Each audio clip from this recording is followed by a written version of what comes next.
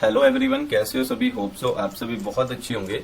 तो आज हम 2-3 टॉपिक्स के ऊपर डिस्कस करने वाले हैं। फर्स्ट टॉपिक हमारा Himachal Pradesh staff selection commission Hamirpur की रुकी भर्तियों के बारे में होने वाला है कि अभी तक रिजल्ट और डीवी के रिलेटेड क्या अपडेट जो है वो सामने आई है, क्योंकि कुछ पोस्ट कोड ऐसे भी हैं उनको आउटसाइड कर दिए गए हैं विजिलेंस इन्वेस्टिगेशन में, जिसमें कुछ डीवी होने वाले हैं और कुछ का जो है वो रिटर्न टेस्ट जो है वो पेंडिंग में है। तो कौन कौन से ये पोस्ट कोड हैं, तो आज की इस वीडियो में आपको मैं पूरी जानकारी देने वाला हूं। और सेकंड टॉपिक हमारा नई एजेंसी के बारे में होने वाला है, क्योंकि अभी तक हमें पता है कि नई भर्तियों का जो क्राइटेरिया है रुका हुआ है, और जब तक नई एजेंसी नहीं बनती है तो नई भर्तियों का जो प्रोसेस है वो देखने को नहीं मिलेगा। तो इसके रिलेटेड अभी तक क्या अपडेट है तो वो भी हम इस वीडियो में डिस्कस करेंगे। वीडियो बहुत इन्फॉर्मेटिव होने वाली है। अगर आप इंटरेस्टेड है तो देन आप इस वीडियो को शुरू से लेकर एंड तक जरूर देखें। तो सबसे पहले हम बात करते हैं Himachal Pradesh staff selection commission की रुकी हुई भर्तियों के बारे में, क्योंकि यहाँ पे इन्होंने कुछ पोस्ट कोड जो है उनको यहाँ पे आउटसाइड कर दिया है विजिलेंस इन्वेस्टिगेशन में। तो कौन कौन से पोस्ट कोड होने वाले हैं, टोटल 9 पोस्ट कोड हैं जिनका डीबी जो है वो अभी पेंडिंग में है, और 2 पोस्ट कोड ऐसे भी थे जिनका डीबी जो था वो शेड्यूल कर दिए गए हैं। सबसे पहले हम बात कर लेते हैं जो कि डीबी में पेंडिंग कौन कौन से पोस्ट कोड हैं। फर्स्ट पोस्ट वेटनरी फार्मासिस्ट की है जिसका पोस्ट कोड 958 है, stenographer 928, electrician 973, copy holder 982, sanitary supervisor 986, psychologist rehabilitation officer 994, workshop inspector 997, secretary इन कोऑपरेटिव सोसाइटी किन्नौर 1002 और वर्कशॉप इंस्ट्रक्टर पैटर्न मेकिंग 992। इन सभी पोस्ट कोड का जो डीवी है वो अभी पेंडिंग में है, और ये जो पोस्ट कोड है वो आउटसाइड है विजिलेंस इन्वेस्टिगेशन में, कि इन पोस्ट कोड को विजिलेंस जांच से जो है वो बाहर कर दिया है। और 2 पोस्ट कोड का पहले इन्होंने जो शेड्यूल है वो जारी कर दिया है डीवी के रिलेटेड, जिसमें पोस्ट कोड होने वाले हैं 972 और 976। और सेकंड हम बात करने वाले हैं रिटर्न टेस्ट जो है वो कौन कौन से पेंडिंग होने वाले हैं। तो इसमें 12 पोस्ट कोड जो है वो अभी पेंडिंग में है, और इनको यहाँ पे आउटसाइड कर दिया गया है विजिलेंस इन्वेस्टिगेशन से। ये पोस्ट कोड भी विजिलेंस जांच से जो है वो बाहर है।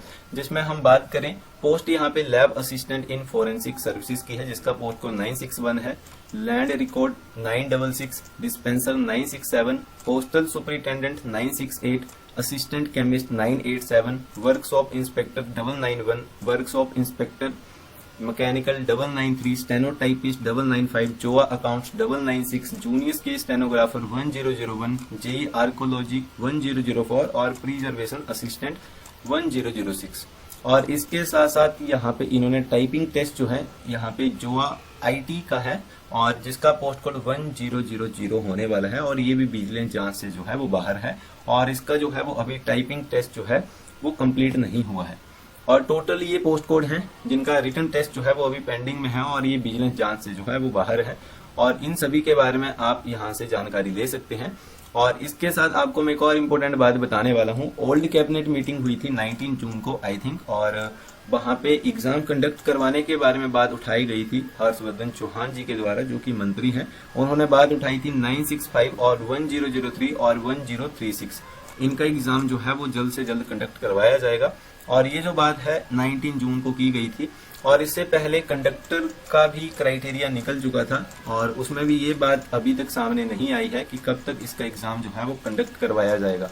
और इन्होंने ये भी बात रखी थी कि इन पोस्ट कोड के लिए किसी से भी कोई फी नहीं ली जाएगी जिन्होंने पहले अप्लाई किया है, और इसके साथ साथ नए जो अप्लाई करेंगे कैंडिडेट तो उनको भी छूट दी जाएगी। और पहले से ही 1,49,000 प्लस कैंडिडेट ने यहाँ पे अप्लाई किया था।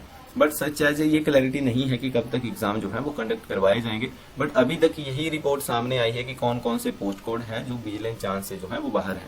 और हर्षवर्धन चौहान जी ने इन पोस्ट कोड के बारे में बात उठाई थी, और इनका एग्जाम कंडक्ट करवाया जाएगा। और अगर हम बात करें यहाँ पे विजिलेंस जांच से, तो विजिलेंस इन्वेस्टिगेशन में कुछ पोस्ट कोड जो है वो ये यहाँ पे बाहर देखने को मिले हैं, और इनका आगे का प्रोसेस कब तक होता है, क्योंकि अभी हमारे पास सच्चा जी ये बात तो सामने आ गई है कि डीवी जो है वो कंडक्ट होना शुरू हो गए हैं, और कुछ का जो फाइनल रिजल्ट है पोस्टों का वो भी जारी कर दिया गया है। अभी मेनली बात यह है कि एग्जाम जो है वो कब तक कंडक्ट करवाए जाते हैं। Himachal Pradesh public service commission द्वारा अभी तक कोई भी एग्जाम उन्होंने कंडक्ट नहीं करवाया है, और इसके साथ साथ कंडक्ट करवाने से पहले हमें ये पता होना चाहिए कि नई भर्तियां कब तक आएंगी, या पुराने जो अभी एग्जाम रुके हुए हैं तो क्या पता वो नई एजेंसी जो है वो उनको कंडक्ट करवाए। तो हमारे लिए मेन इंपॉर्टेंट ये है कि नई एजेंसी जो है वो कब तक बनेगी, तो उसी के बारे में आपको अब मैं अपडेट जो है वो मैं देने वाला हूँ।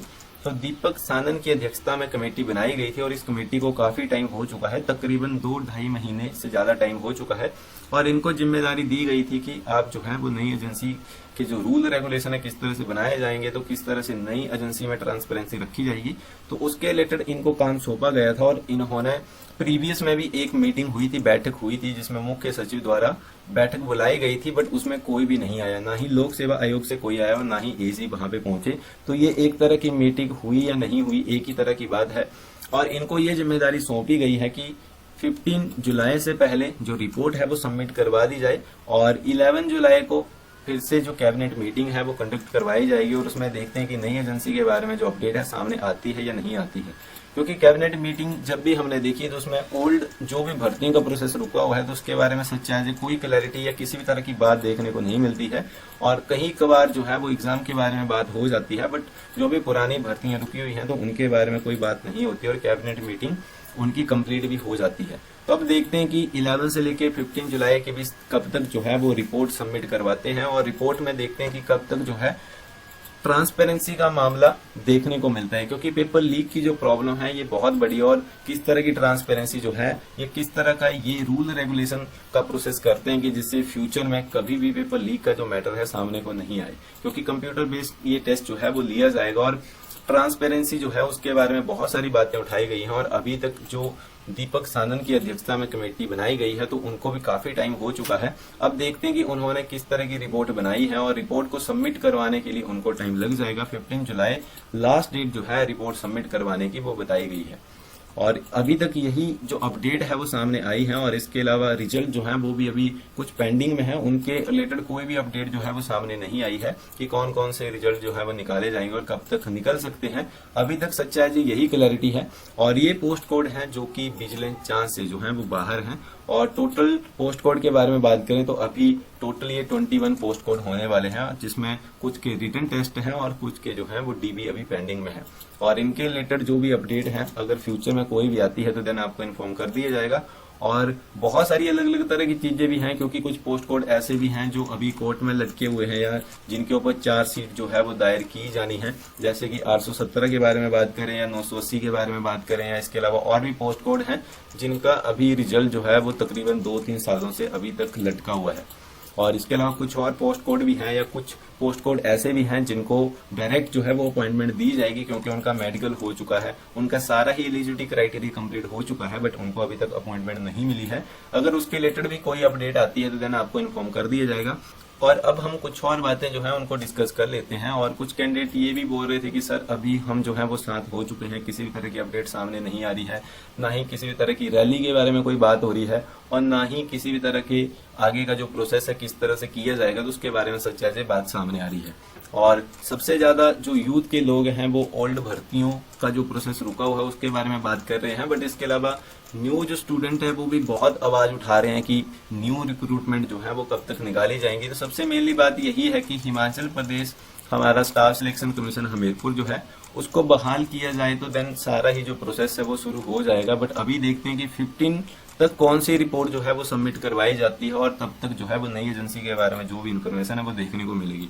क्योंकि सबका एक मुद्दा रहेगा, अगर आप अपने अपने बारे में सोचोगे, अगर एग्जाम्पल के लिए यहाँ पे मैं बात करूँ, जितने भी पोस्ट कोड के जो कैंडिडेट थे जिन्होंने रैलियां की तो उनका जो क्राइटेरिया है वो अभी तक रुका हुआ है। सच चाहे कुछ ही कैंडिडेट होंगे जिनका जो रिजल्ट है निकला होगा या डीबी जो है वो उनका जो आगे का कंडक्ट करवाया होगा, बट सच चाहे सभी कैंडिडेट अभी लटके हुए हैं। अगर हम पर्टिकुलर किसी भी एक पोस्ट कोड या एक मुद्दे के बारे में बात करेंगे तो देन हमारा जो प्रोसेस है आगे नहीं बढ़ेगा।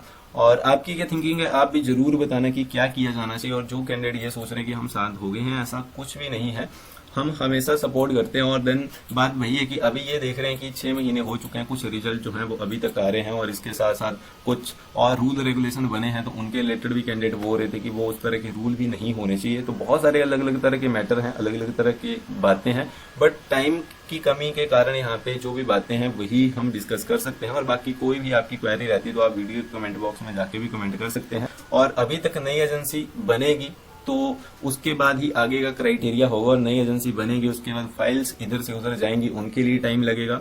और भी बहुत सारी चीजें होंगी। तो तकरीबन 2-2.5 महीने या ये साल आप देख लो कि ऐसे ही ना निकल जाए और आपने तैयारियां करना शुरू कर दी हैं, चाहे आपने कोर्स ले लिए हैं या आपने क्लासेस लगाना अटेंड तो कर दी हैं, बट सच आज क्लैरिटी नहीं है। और फ्यूचर में भी कंपटीशन बहुत बढ़ने वाला है। तो आपसे मेरी यही रिक्वेस्ट है कि अपनी अगर आपने तैयारियां शुरू कर दी हैं तो उनको एक सही तरीके से फॉलो करना और जो भी तैयारियां हैं डिसिप्लिन के साथ करना है, क्योंकि कंपटीशन बढ़ने वाला है और आगे बहुत सारी चीजें होने वाली हैं। तो देन आपसे यही रिक्वेस्ट है कि आप अपनी तैयारियों को मजबूत तरीके से रखें और जिस भी तरह की टेस्ट की आप तैयारी करना चाहते हैं तो उसको जरूर रखें।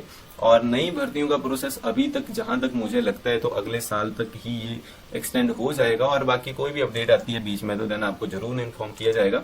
और इसके साथ दोस्तों वीडियो आपको इन्फॉर्मेटिव लगी हो तो वीडियो को जरूर लाइक एंड शेयर कर दिया करो, जिससे आप अपने फ्रेंड को भी बता सकते हैं। और देन जो भी आपकी थिंकिंग रहती है तो वो आप वहां पे कमेंट बॉक्स में जाके भी बता सकते हैं। और इसके साथ दोस्तों आपको मैं एक और इम्पोर्टेंट बात बताने वाला हूं। अगर आप फर्स्ट टाइम इस चैनल में आए हैं, फर्स्ट टाइम आप इस वीडियो को देख रहे हैं, तो आपको बता दूं कि इस चैनल में आप लेटेस्ट हिमाचल प्रदेश में निकलने वाली गवर्नमेंट और प्राइवेट जॉब्स के साथ साथ जो भी रिजल्ट और एग्जाम की अपडेट आती है उनके बारे में एक सिक्योर इन्फॉर्मेशन दी जाती है। अगर आप फर्स्ट टाइम विजिट कर रहे हैं तो इस चैनल को जरूर सब्सक्राइब करें। मिलते हैं दोस्तों नेक्स्ट वीडियो में, तब तक के लिए बाय बाय, थैंक यू।